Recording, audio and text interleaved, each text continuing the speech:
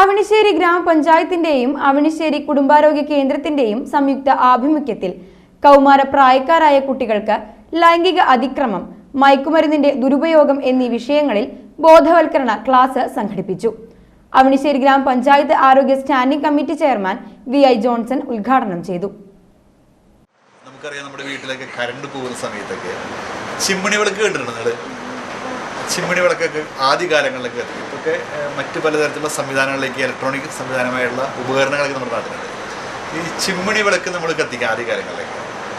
അത് കത്തിക്കുമ്പോൾ നമുക്ക് ഉണ്ണികളായുള്ള നിങ്ങൾക്കും ഉണ്ടാവും, ഞാനൊക്കെ അനുഭവിച്ചിട്ടുള്ളതാണ്. ആ വിളക്കിൻ്റെ അടുത്തേക്ക് നമുക്കൊന്ന് കൈ വയ്ക്കാനായിട്ട് തോന്നും ഇല്ലേ?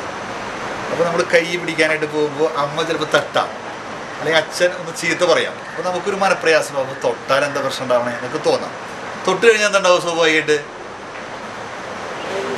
തൊട്ട് കഴിഞ്ഞാൽ കൈ പൊള്ളൂല്ലോ.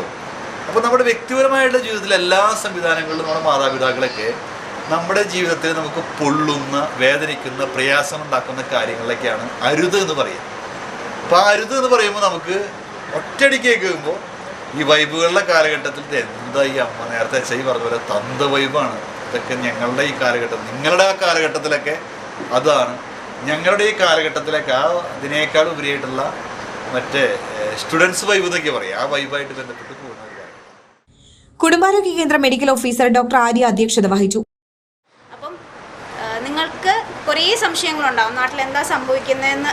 ഈ ലൈംഗിക അതിക്രമങ്ങൾക്ക് അതേപോലെ തന്നെയാണ് മയക്കുമരുന്ന് ഇല്ലേ?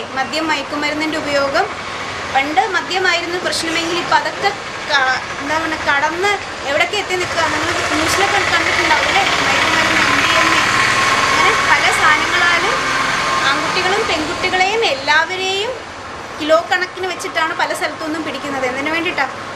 പൈസ ഉണ്ടാക്കാൻ വേണ്ടിയിട്ടും അങ്ങനെ പല കാര്യങ്ങൾക്കുമായിട്ടും. നമുക്കൊരു ഫ്രീക്ക് ലൈഫ് ഇല്ലേ, നല്ല ഡ്രസ്സ് ഇടുക, അങ്ങനത്തെ കുറച്ച് ഗാഡ്ജറ്റ്സ് വാങ്ങിക്കുക എന്നുള്ള കുറേ ആഗ്രഹങ്ങൾ ഒരു സൈഡിൽ ഇങ്ങനെ നിൽക്കുമ്പോൾ നമ്മൾ അറിയാതെ പല സ്ഥലങ്ങളിലേക്കും തിരിഞ്ഞു പോകുന്നുണ്ട്.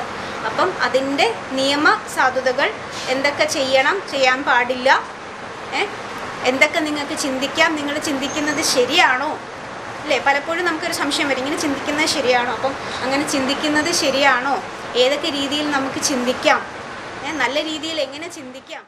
ICDS counsellor Vijay Sudha, police വകുപ്പ് പ്രൊജക്ട് കൗൺസിലർ രേഷ്മ ജെയിംസ് എന്നിവർ ബോധവൽക്കരണം നടത്തി.